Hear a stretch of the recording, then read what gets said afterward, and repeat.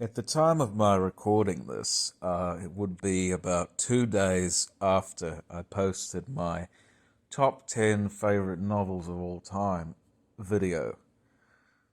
And I'm making this in response to a comment left on there by one Jo Buckley, who had a very interesting insight into one's own personal tastes in literature. He basically said that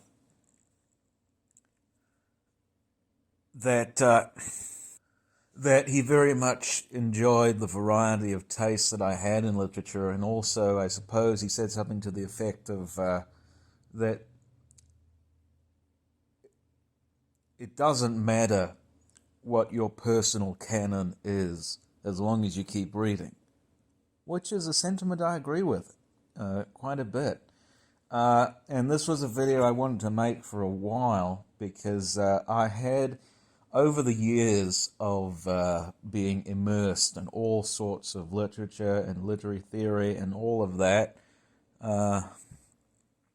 when I was in my teens, I had come across this figure who used to be fairly eminent in the, I suppose, literary scene, called Harold Bloom, who is, I suppose, this cantankerous, very fastidious literary critic who had devised quite a bit of controversial theories and such, and attitudes about how you read and interpret and, I guess, categorize literature. And I believe he's most famous for a book that he wrote called The Western Canon, which basically, I suppose, subjugates most literature that's been written in favor of, I suppose, a separate list, one that's fortified and concrete, of books that are, I suppose, among the pantheon of great works of literature to which there can be no additions. And I think even I will overlay a picture on top of this audio which depicts a cartoon of Mr. Bloom holding up the 10 Commandments or something, but it's actually the list of several famous writers of note, pointing to it very reservedly. And he's, I suppose, lecturing various writers of note, including Edgar Allan Poe, Ernest Hemingway, James Baldwin, among others, basically saying that they're not worth anything when it comes to deciding what the canon is and will be in the future. At the time when I had heard about this fella, I did not understand at all what that meant, and I kept looking into his writings and his, I suppose, his lectures and such that he gave, until I came across one video in particular, basically rebuking him for his theory, by one Dan Schneider at eCosmoetica, which is a channel and also a website that I followed from the time I was 18 up until recently. They just got so ridiculous that I couldn't possibly bear to continue with them. They got rather political and antithetical and just plain vulgar and terrible, and just, we don't need to talk about them anymore. But anyhow, he had basically said that Harold Bloom's theory of a Western canon was balderdash, and how most of his opinions were basically idiot convolutions. And how he went on to say that he couldn't make a fair criticism of most poets. I suppose he compared Anne Sexton to Sylvia Plath, and also, I guess, compared them with Maya Angelou, who he had said was a terrible poet or something or other of that sort. And basically, over the years, I've decided to look more into this Western canon theory. And it really is quite restrictive. As in, there's a certain subset of books that are said to be indispensable and should be read for all time. Now, if you're like me, who has a very specific palette for literature and who has read stuff that isn't necessarily considered well known among most literati, then this is quite counterintuitive. Because I can tell you already, I've not read Moby Dick, I have not read Frankenstein, I have not read really any of the poets. I've not read Don Quixote. I've not read any of those books. That's not to say that I won't read them at some point in the future. I do plan to read as much as I can of what I can, because obviously as a burgeoning writer, one must take in whatever he or she can in order to improve on his craft. But if you're someone like me who has not read those books, you sort of seem belittled in a way. And I don't like feeling that way. And also Dan had mentioned that, I suppose, as I said, his idiot theories about certain writers and such. And when I listened to Bloom's actual lectures, he seemed to be fairly erudite, if a bit sententious. But when he was talking about, I suppose, there was a 3-hour-long interview with him that was recorded for Book TV, and he talked about Robertson Davies, a writer I very much admire, and Patrick White, saying that they were very similar. There's no comparison at all. They're completely different writers.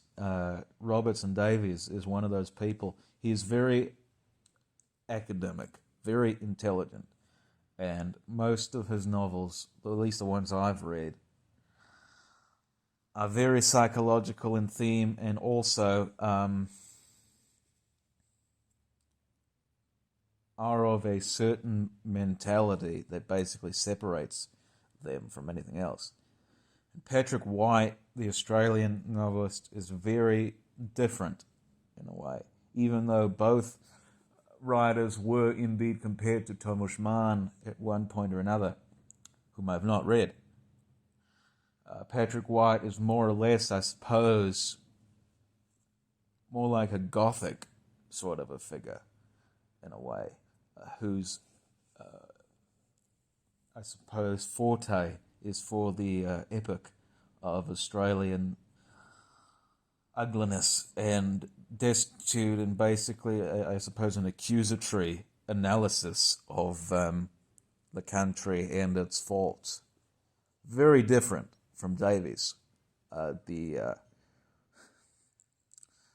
rather cordial Canadian. This, I suppose, acid Australian. But other than that, I seem to, I suppose, accept most of his theories in a way, up until I had been confronted with this comment by Jo Buckley. And he made a very good point, as I said, because, let me tell you this, I have been reading for pleasure since I was about 12 years of age. So I've been reading for 10 years, and I first started out with a book that is not read very much anymore. And you can't see this, but I've actually pulled it off the shelf. And that book is called The Lost World by Sir Arthur Conan Doyle. And I've talked about this book endlessly on a number of occasions and basically hailed it as the greatest piece of fiction ever written by any human being. I still think that. This book here would, I suppose, wouldn't even cross the desk of Mr. Bloom, and probably wouldn't be categorized as anything other than pulp fiction in his eyes. Yet, to me, this book is actually, I suppose, I'd hate to use the expression because I myself am a Christian, but I suppose it's my Bible. I suppose most people who say that a book is to them their Bible most likely don't believe a word in the Bible, in a way. But it's basically my handbook for how to go about writing prose and inserting observations and wisdom and just basically a general voice into my writing. And if you were to look at my writing itself, you will see little bits of Conan Doyle peppered throughout the text. He's probably the writer who inspired me the most.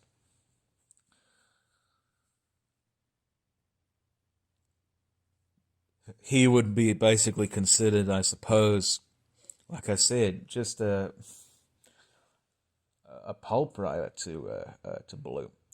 And also, I found that literary tastes, not only are they subjective, but they're also changeable. There are a number of books that I have read very favorably, or that I've read in the past, and which I looked on very favorably in my youth, which I now, I suppose, resent and just cannot grasp any longer. I know when I first read Lord of the Flies, back when I was in whatever form of secondary school, I had loved it. Now I can barely grasp it because I was told by one friend of mine, I suppose the fiance of one of my cousins who actually has a channel on here, Wanking Them Softly. Go support him if you want. Tell him I sent you, and maybe we'll start something special. But basically, his fiancée had said that she had read Lord of the Flies and did not like it. She thought it was very boring. And looking back on it, while yes, I suppose it is the groundwork of a lot of different types of stories and such, particularly ones that have to deal with sort of trying to establish order amidst chaos. I can't think of really any examples of that at this time other than that. But yes, even though it is a work that established that genre, it's not very good from what I recall. And I don't know, I haven't reread it since then, but I can tell you one thing. I vastly prefer The Inheritors by William Golding, which is actually about Neanderthal men. Obviously a subject in which I am more interested, even though I am a Christian. I still love prehistory. That probably won't be on the canon. And then also, for many years, I've read exclusively, when I was in high school, I read exclusively the classics. I would basically get whatever book that was on the curriculum at the time and basically read them a year ahead of time so I'd be ready to discuss the matters myself. I read The Great Gatsby, Heart of Darkness, Brave New World, Animal Farm. I half read 1984 before I got completely bored with the bloody thing because that book's just dry as a bone. but I read a whole bunch of books that way. So I'd either read A, the classics, or B, the Nobel Prize literature laureates. And that would be all I'd read for many years.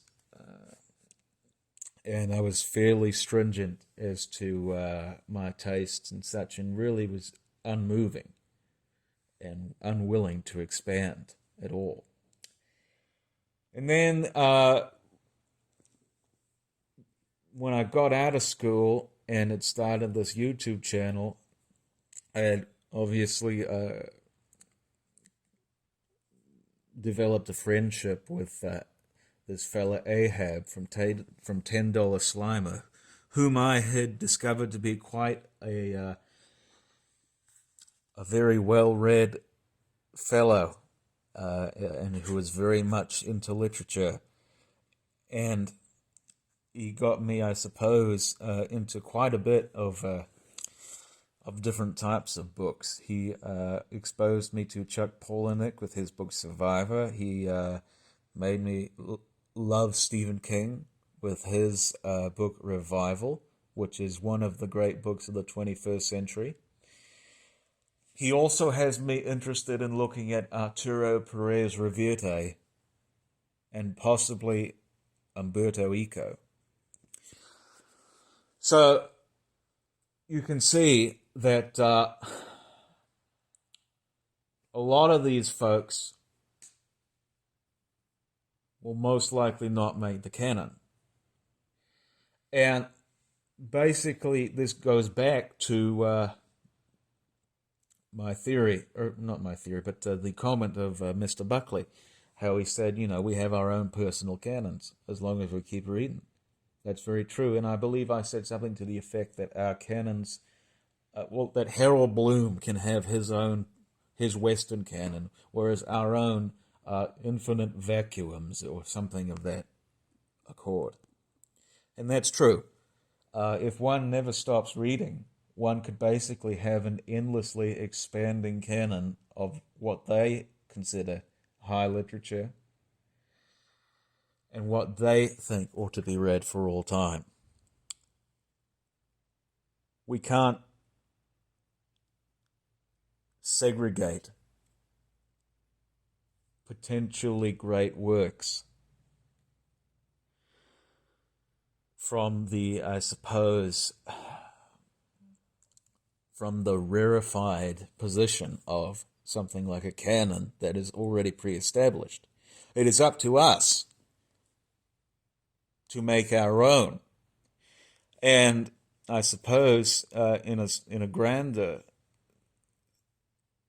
sense, to hopefully entice others to perhaps think like-mindedly, and maybe even to be enticed ourselves by them as to what their tastes in literature are. And therefore we can relish in the arts and continue to expand our minds for the better and not just be relegated to a set list of works that really, in the end, hold little ground to one's own personal tastes. So that's my response to Jo Buckley about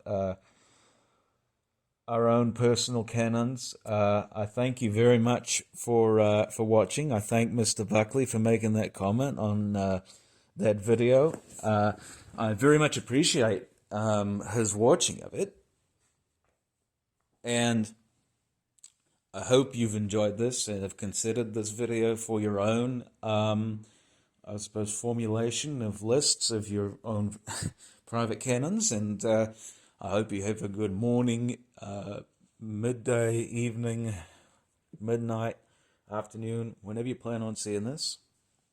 And we will be seeing you here very soon. Thank you, and cheers.